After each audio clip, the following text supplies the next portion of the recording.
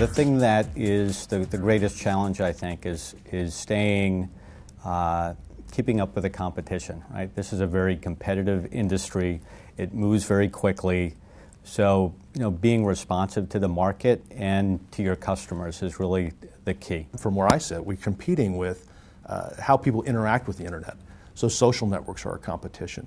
Real-time web applications like Twitter are our competition.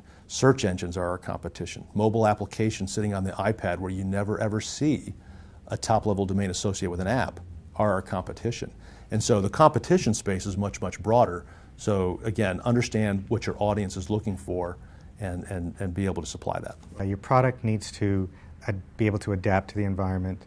It needs to be something that the general population or target audience needs. Listening to the public, listening to the various groups, understanding your end user customers, and that means talking to your registrar distribution channel or other vendors who are marketing your top-level domain, and making sure that they are providing you the feedback that you need to understand what is working and what is not working. Understanding the history, we've had prior rounds of new top-level domains enter the market, understanding how they've performed, where the successes have been, where the failures have been, why, very key. I look at dotCat, for example, and while their registrations are less than 100,000, they're successful.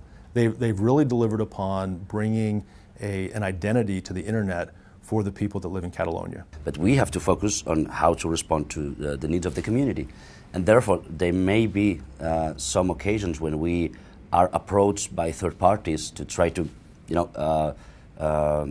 bring new services or different values to dotCat, and we have to understand which belong to the identity of our TLD and which do not. The success factor, the critical success factor for any new TLD is going to be its ability to position itself against a niche that has need, and sell it properly so that a solid quantity of names sell to meet the objectives of the TLD, and a solid number of those renew every year, so you can continue to build the business year after year. If you're not planning to sell domains, so for instance if you're a .brand or you're using things for internal use, what you really need is purchasing skills, is the ability to find the right service provider, negotiate the right contract.